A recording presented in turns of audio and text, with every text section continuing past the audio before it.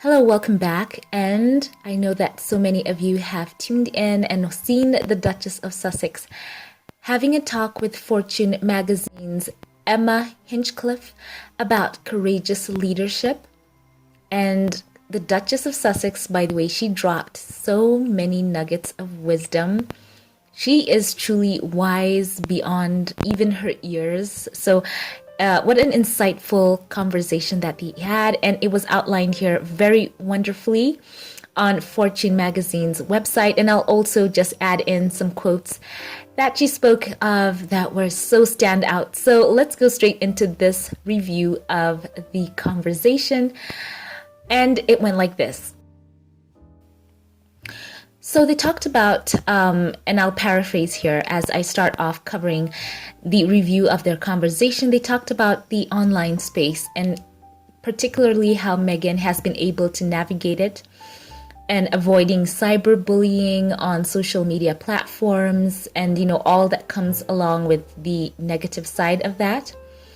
And the Duchess of Sussex said this: for my own preservation, I have not been on social media for a very long time.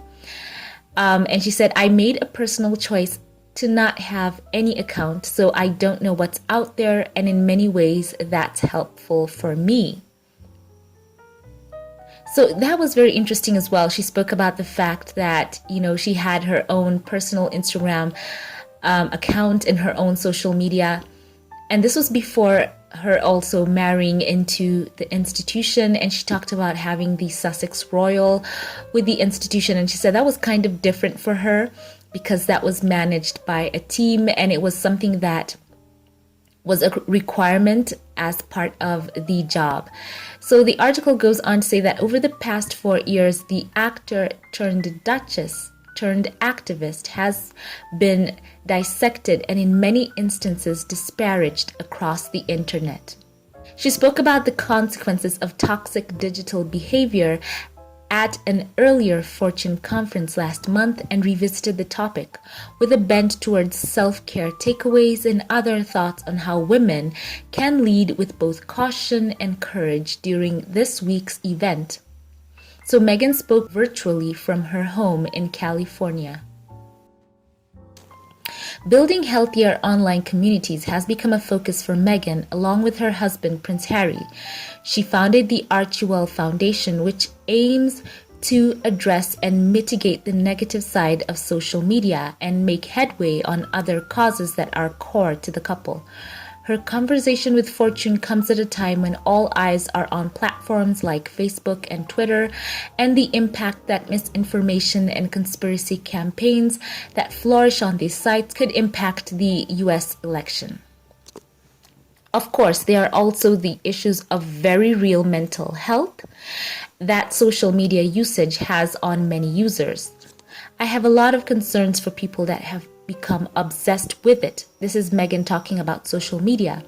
She said, people who are addicted to drugs are called users, and people who are on social media are called users. There is something in there algorithmically that is creating this obsession. And that was a point, by the way, that was a standout to me as well. Had you ever thought of that? That sometimes it is in fact the word that is called of people who are on these platforms, and sometimes that word is used, users. So I'd like to pose a question to you right now who is listening to me. Do you use social media, or do you let it use you? I think that it can be a tool. It can be a powerful tool. It can be a tool to mobilize people to do good. It can be a tool to get together with your friends and discuss relevant issues. But I think she touched on the fact that if it's not checked, it can become something that is addictive. And she talked about how it also builds an echo chamber. And that was a very interesting thing, it getting on there. And she did talk about the fact how the algorithm is something that people should really be on the lookout for as they go on to social media and avoid it using you, so to speak. And that's something she also touched on when she talked to the teenagers earlier this week. She said that people are smart, When you go on there, you have to know what you are going on a social media platform to do, whether it's Facebook or Twitter or YouTube or, TikTok or anything else. If you go on there, what are you going to do? And not getting sucked into the rabbit hole and finding themselves like so far off from where they were going to initially go on the internet. So that is a very interesting point. Meghan right there dropping so much wisdom. So the Duchess's advice to the audience, the article goes on to say, of rising women leaders was to be selective and not to reward bad behavior through retweets and reposts. As you are out there building your brand, she said, as you are out there engaging with friends online, just be conscious of what you are doing, said Meghan. Understand that it is not limited to that one moment, that you are creating an echo chamber for yourself. So that's what I was talking about earlier. She said to be sure that being a public figure has always come with its perks and its pitfalls, but the levels and scale of criticism enabled by social media platform is unprecedented. And for whatever reasons, the article says, Meghan has attracted some of the worst kind of attention the internet has to offer. It is no wonder then that the Duchess of Sussex analyzes her every move and choice of words before others do.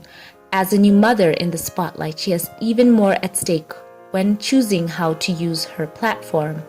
My gut is that it makes you more courageous, she said, when asked if motherhood has made her more courageous or cautious.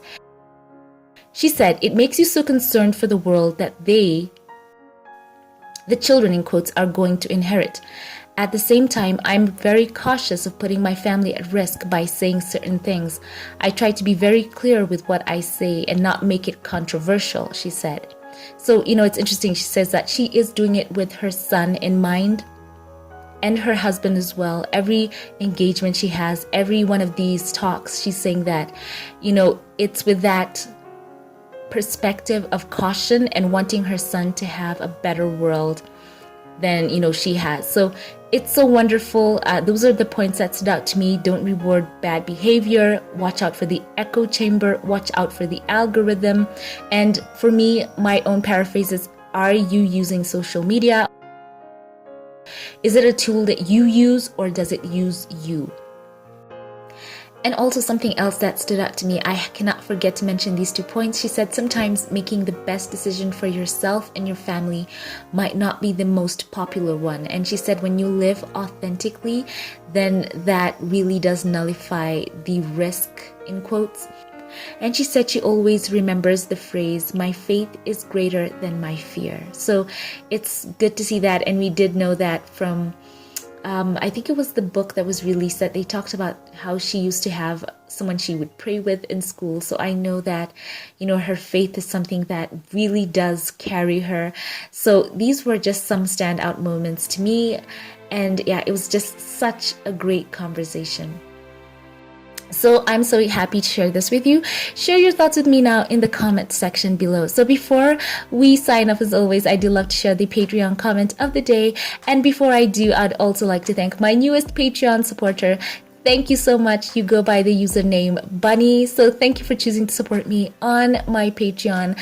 I'm so grateful. Thank you for standing with my channel and believing in me. So I'm so grateful to you. Welcome to my Patreon family.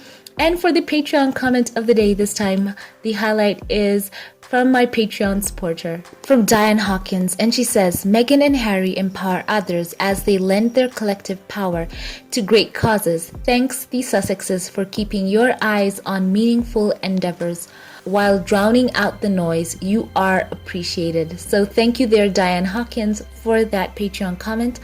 And this was the video where Harry and Meghan were having that conversation with Malala. So yes, you are right. They are using their power as a couple, and they are lending their voices towards these very admirable causes. So thank you for choosing to comment, Diane Hawkins. So for those of you who like your comment feature, be sure to check me out on Patreon, and who knows, you could become the Patreon comment of the day. Thank you all for watching. Have a wonderful day wherever you are, and I will catch you in the next one. Have a blessed one.